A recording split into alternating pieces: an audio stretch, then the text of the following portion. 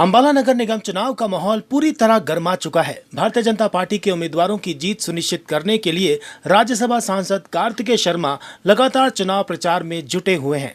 चुनाव प्रचार के पहले दिन से ही वे विभिन्न वार्डों में जाकर जनता से सीधा संवाद कर रहे हैं। सांसद कार्तिकेय शर्मा आज अंबाला शहर के वार्ड नंबर 16 सहित कई क्षेत्रों में पहुंचे, जहां उन्होंने जनसभाओं को संबोधित किया।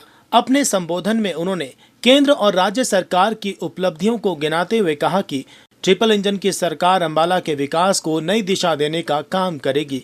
उन्होंने कहा कि भाजपा विकास के मुद्दे पर चुनाव लड़ रही है और आने वाले समय में शहर के हर वार्ड में विकास कार्यों को और तेज किया जाएगा। देखिए, एक ऐतिहासिक मैंडेट बंगाल की जनता ने, असम की जनता ने और पुडुचेरी की जनता ने कल दिया है। माननीय नरेंद्र मोदी जी के नेतृत्व में उन्होंने अपनी आस्था व्यक्त करने का काम किया है और मुझे किसी भी तरीके का कोई संशय नहीं है कि अंबाला की जनता ने, हरियाणा की जनता ने अपना मन बनाया हुआ है कि पूर्ण रूप से भारतीय जनता पार्टी का, माननीय मोदी जी का और श्री नैब सिंह सैनी जी के हाथों को मजबूत करना है। और आने वाली 10 तारीख को यहाँ पे 20 के 20 हमारे एमसी और हमारी मेयर प्रत्याशी बहुत ऐतिहासिक मार्जिन से जीतने वाले हैं। और इसके लिए मैं आपके माध्यम से भी अपील करना चाहता हूं कि हर एक वार्ड में, आज मैं वार्ड नंबर 16 में आया था और अनेकों वार्डों में भी जा रहा हूं, इसी उद्देश्य के साथ कि जब शहर की सरकार, प्रदेश की सरकार और देश की सरकार समन्वय से चलेगी तो अंबाला विकसित बनेगा, हर एक वार्ड विकसित बनेगा और जो भी कमियां रह गई हैं उनको दूर करने का काम करेंगे। कार्तिकेय शर्मा ने कहा कि जनता का समर्थन भाजपा के साथ दिखाई दे रहा है और 10 तारीख को होने वाले मतदान में लोग विकास के पक्ष में मतदान करेंगे। उन्होंने दावा किया कि भाजपा सभी 20 वार्डों में मजबूती के साथ चुनाव लड़ रही है।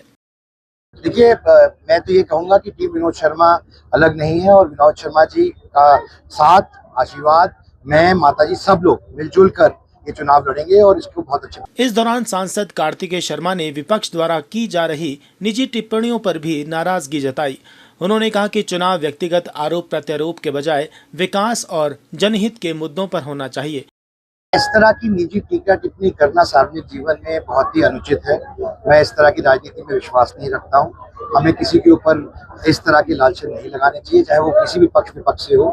हमें अच्छी साफ सुथरी राजनीति करनी है, एक सकारात्मक सोच के साथ लोगों के हित की बात करनी है, लोगों के कामों की बात करनी है और वो काम कौन करके देगा तो ये निश्चित है कि भारतीय जनता पार्टी ही करके देगी।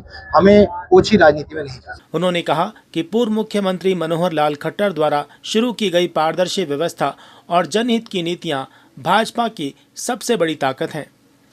देखिए, आज जो हरियाणा एक विकास पथ पे है और जो हरियाणा को एक विकसित प्रदेश के तौर पर हम स्थापित देखना चाहते हैं 2047 तक, तो उसकी नींव रखने का काम माननीय मनोहर लाल जी ने किया था।